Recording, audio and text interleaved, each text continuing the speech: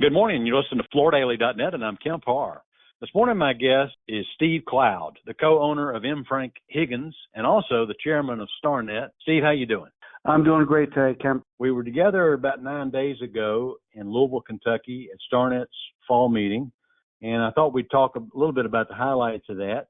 Before we get to that, though, let's talk a little bit about the day job. And also, let me mention that Floor Focus did a focus on leadership on you in our July issue this year. So if anybody wants to know more about M. Frank Higgins and Steve's background, you can look at that. Tell us how business is going up in Connecticut right now. We're slightly down from 2022, but we have an unbelievable backlog. Typically we try to run backlog around 75 to 80%, and I think our backlog right now is well over 110, 115%. So we're set up very, very well to go into next year and even the following year. Okay. And which segments are performing the best for you?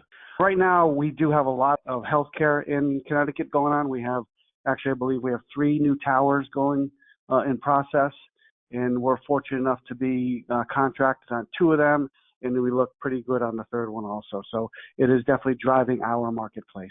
I need to mention that I got a photo. I wasn't up that time of night, but I got a photo of your son, Travis, along with Matt, Chuck Bodie's son, both of which are slowly taking over some of the reins of the day-to-day. And it was good to see that they hooked up at the meeting. It is. They're starting to take leadership, and that is really encouraging for our industry. Obviously, our industry is going through tremendous amounts of change, but it's nice to see those that have a plan of succession, to see the next generation actually taking charge and propelling the business and doing what needs to be done to help that business into the next generation. I need to add that both those young gentlemen are future focus leaders. They won our Emerging Professional Awards, so we're going to be following them closely. Let's talk about a little bit about the meeting. Obviously, some members are doing better than others. What do you think the members that are outperforming the average, what do you think they're doing right? There's no secret in our industry right now that certain segments are outperforming others.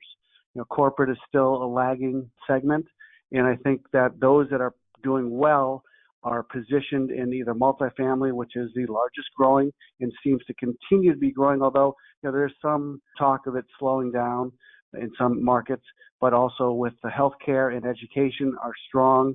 As I said, the biggest challenge that we have is what is going to happen with corporate markets. Some of the economists saying that interest rates, if they do, in fact, come down in the middle of next year, that might be a driving force to help some of those corporate areas and change and renovate Class B, Class C buildings.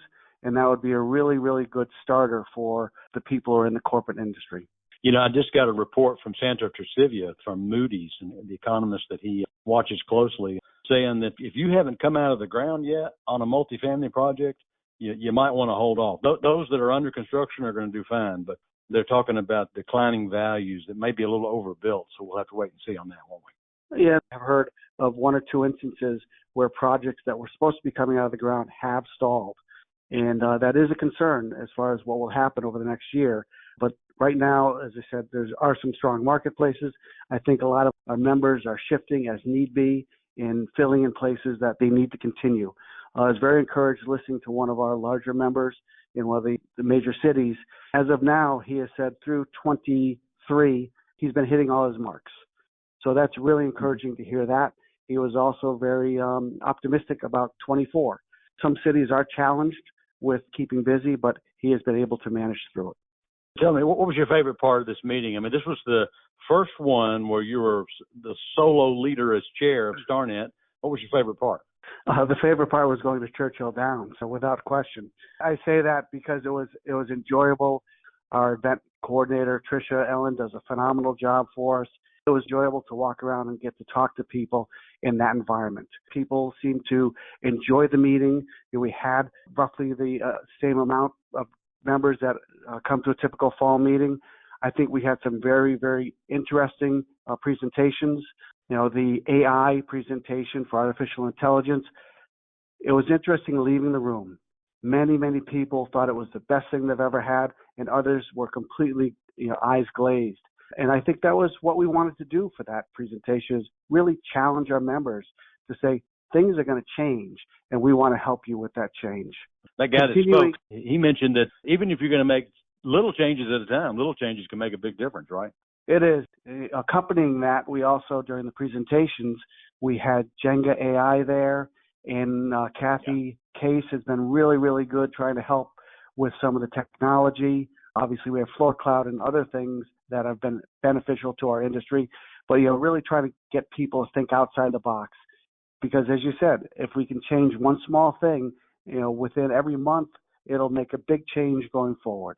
I sat in on two talks. Ellen Zucker, who's with Diversify in St. Louis, gave a talk as the Women of Starnet section, and she did a great job talking about her history and motivating the women in the room to go out and get it. And then John Stanfield with Resource Colorado spoke. One thing that he went on about is don't text or email your customer. Go see them and hug them. And I thought that was a great message. It still works today, doesn't it? It does. It was interesting. The spring meeting, we had a presentation just about generational selling. And I left the room because during the talk, it was different generations, whether it be text, email, or phone call. When I left the meeting, I said exactly the same thing that John said. Pick up the phone and call. We don't do enough of that today. It's too easy to send an email. And you really don't get the same personal feelings that you do as a phone call. So phone calls are where it's at. Personal touch is where it's at. And I hope that changes a little bit with the next generations and they can see that and appreciate it and bring that back. So for 2024, you doing anything differently in preparation for potential slowdown, or you think your backlog's going to carry you through? I'm very optimistic. I think our backlog will definitely carry us through. I monitor very closely all of our bidding activities, and bidding activities typically fall down in the summertime, and on cue, they picked right up again in the fall. So we have a very, very active bidding schedule for ourselves, and it seems to be that we're holding pretty strong around in different areas of the country with our members. So I'm very optimistic for our membership. All right, great. Steve, good to talk to you. Begin by talking to Steve Cloud, the chairman of Starnet and co-owner of M. Frank Higgins, and you've been listening to Kemp Harr and FloorDaily.net.